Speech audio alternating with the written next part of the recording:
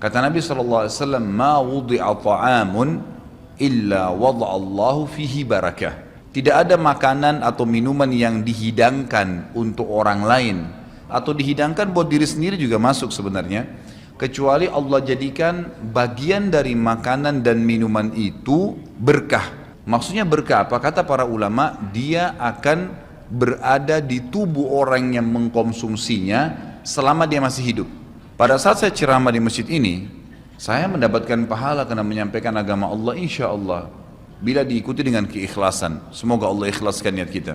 Orang tua saya panen pahala saya. Kenapa Bapak Ibu sekalian? Karena saya tumbuh dari ASI ibu saya, dan saya tumbuh dari nafkah ayah saya.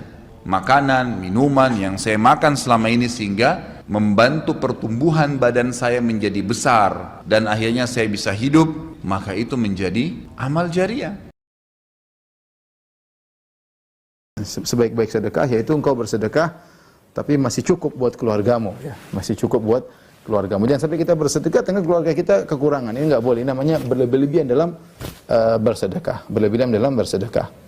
Ya, kecuali kata para ulama, kecuali seorang yang memang tawakalnya kuat dan sudah terbukti pengalaman pandai mencari harta, maka boleh dia bersedekah dengan seluruh hartanya seperti Abu Bakar radhiyallahu anhu, ya, bersedekah dengan seluruh hartanya dan Nabi izinkan. Tetapi ketika sahabat lain minta izin untuk bersedekah dengan seluruh hartanya, datang dalam riwayat di antaranya dari dari Ka'ab bin Malik ketika dia bertobat, dia mengatakan, ya Rasulullah, inna min taubati, di antara taubatku aku bersedekah dengan seluruh hartaku. Kata Nabi, jangan. Nabi membedakan antara Abu Bakar dengan yang lainnya. Abu Bakar tawakalnya tinggi dan terkenal sebagai pedagang, saudagar, maka jika dia bersedekah seluruh hartanya pun tidak jadi masalah, ya, tidak jadi masalah. Tapi intinya jangan sampai seorang bersedekah kemudian berlebih-lebihan sehingga akhirnya dia meninggalkan keluarganya dalam kesulitan. Makanya Nabi mengatakan khairus shadaqah makana an dhahri ghinan, ya. Sebaik-baik sedekah adalah yang orang bersedekah dan keluarganya masih mampu. Berbanyak sedekah sebenarnya bukan istilah berbanyak sedekah. Kadang-kadang orang bersedekah 100 juta, udah saya sudah bersedekah 100 juta. Bukan itu. Bukan yang dimaksud berbanyak sedekah itu dari sisi uang itu banyak atau sedikit, bukan. Yang dimaksud rahasia sedekah ta'ahudus sedekah, istiqamah bersedekah.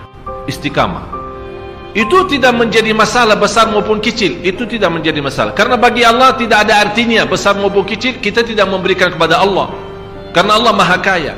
Tapi rahasia sedekah itu kita terus menerus sedekah, siang, pagi, malam, siang, pagi, malam, pagi, besok, terus minggu depan, tidak pernah berhenti. Setiap ada kesempatan selalu kita membawa sedekah. Itu namanya ta'ahudus sedekah. Ta'ahud kalau dalam bahasa sebuah janjian, seolah-olah kita ada kontrak kerjasama antara diri dan apa? Dan sedekah. Itu kata ta'ahud, ahad, berjanjian. Saya berjanji, seolah-olah ada berjanjian antara kita dalam sedekah. Jadi tidak boleh terlepas dari berjanjian, seolah-olah kita menghormati. Siapa-siapa yang risau dia tak boleh nak infak dan sedekah dengan banyak, aujabuna 'anil aduwi an yuqatilah, dia takut untuk berhadapan dengan musuh dalam medan perang. Nabi sebut falyukthir min subhanallahi wa bihamdih, perbanyakkan sebut subhanallahi wa bihamdih. Siapa yang takut, risau dia tak boleh nak bangun malam, siapa yang risau dia kedekut untuk infakkan duit dia pada jalan Allah, siapa yang takut untuk menghadapi musuh dalam medan perang, falyukthir, Nabi kata banyakkan sebut subhanallahi wa bihamdih, fa innaha ahabbu ilallah min jabali zahabin yunfiquhu fi sabilillah, sekerana sesungguhnya subhanallahi wa bihamdihi itu ialah satu zikir yang lebih disukai oleh Allah daripada seseorang yang mensedekahkan sebuah gunung emas pada jalan Allah. Tuan-tuan, sebuah gunung emas, bukan hak 5 gram tu. Hak 5 gram pun tak larat beli. Berapa kali dah nak beli tahun ni, setahun hak 10 gram pun tak beli.